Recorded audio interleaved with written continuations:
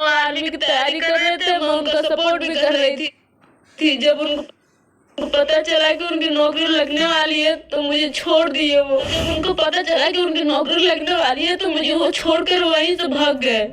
अच्छा, वहीं से छोड़ के चले गए? जी। फिर दिल्ली से आप अकेले आई घर पे? जी, मैं अकेले घर पे आई हूँ। गलती मैं की हूँ, वो निवेदन करती हूँ हाथ जोड़ के कि मेरी ऐसी गलती कोई भी लड़की या कोई भी लड़का ना करे। तो मुझे जबरदस्ती दवा खिला के मेरा अबॉर्शन करवा दिए। अच्छा, मिसकैरेज करवा दिए?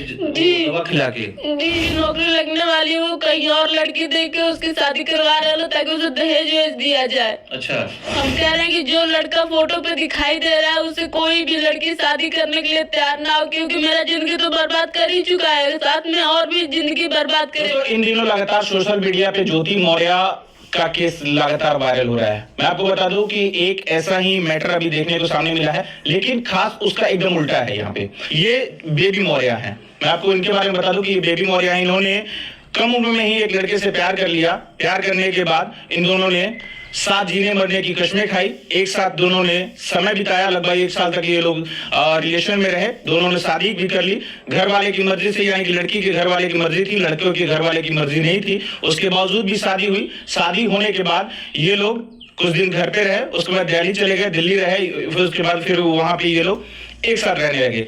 उसके बाद मामला यहाँ ये होता है कि इसमें मैंने आपको बोला ना कि इसमें उल्टा हो रहा है, यानी कि जब ज्योति मौर्य का जो जॉब लग गया, यानी कि वो जॉब करने लगी तो अपने पति को छोड़ दी। लेकिन यहाँ इनके पति की अभी जॉब लगने वाली आर्मी में, वो जॉब करने वाले हैं।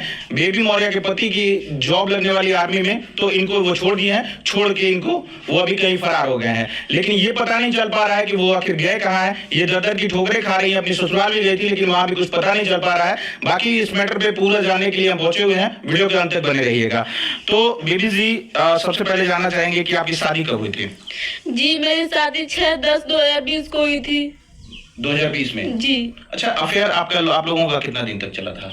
जी, मेरा अफेयर बस 10 या 15 दिन के बीच में ही था ये सब। 15 दिन? जी। अच्छा, 15 दिन में ही आपने मन बना लिया कि आपको उससे शादी करनी है, एक साथ रहना है, जीवन? जी, वो लड़का मेरे साथ जीने मरने की कसमें खाया करता था। वो मुझसे कहता था कि मैं तुम्हारा साथ निभाऊंगा, तो मैं उसकी बातों में आके उसे शादी वादी करने के लिए राजी हो गई। अच्छा, उस समय तो आप नाबालिग थी?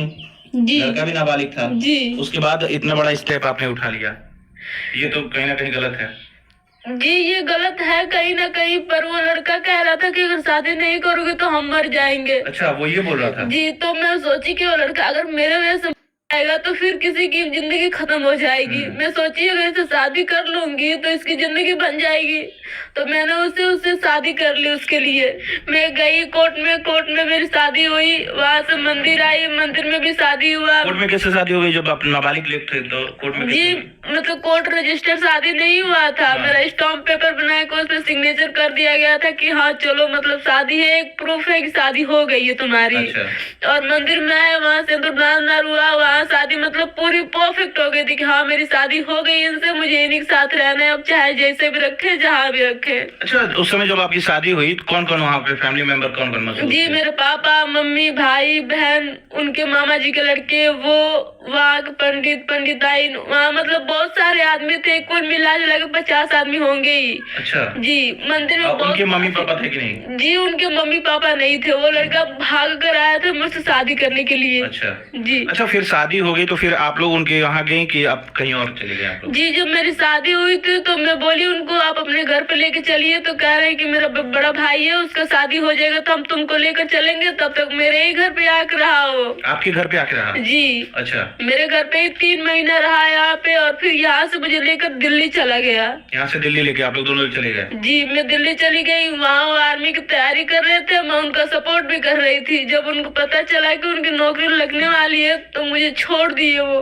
अच्छा, मतलब कि वो आर्मी की तैयारी कर रहे थे, आप उनको सपोर्ट करती थी, लेकिन आर्मी की जॉब लगते ही वो आपको छोड़ दिए? जी। अच्छा अच्छा, और इतना दिन आप लोग कितना दिन तक दिल्ली में रहते?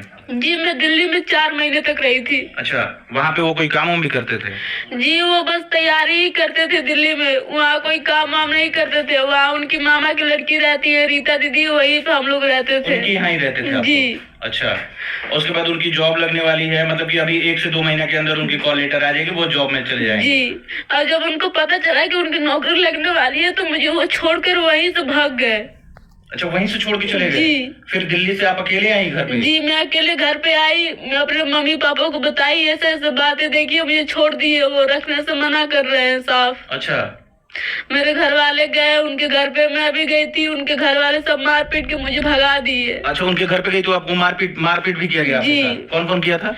मेरी ननद थी, उनके हस्बैंड थे, मेरे भैया थे, उनकी भाभी लो थी, मेरे ससुर था, सास थी, सब कोई मिलके मुझे मारा, वहाँ से भगा दिया। अच्छा, अब वहाँ हस्बैंड आपका नहीं था? नहीं, वो नहीं था वहाँ पे। वो कहाँ था? वो मुझे छोड़ के भगा तो आया ही नहीं। अच्छा, जब से दिल्ली से वो गया है तब से आपको मिला नहीं है? मिला नहीं है। फोन वगैरह करता है कि नहीं करता? नहीं, फोन कुछ नहीं करता है। फोन भी नहीं करता है? नहीं, हम फोन करते हैं तो स्विच ऑफ आता है वो।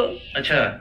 अच्छा, ससुराल जब आप गई तो वहाँ पे आपको मारपीट किया गया, उसके बाद आपने थाने में कंप्लेन वगैरह किया? जी, मैं थाने पे गई थी, चौरा खास थाना, वहाँ कोई सुनवाई नहीं हुआ हमारी।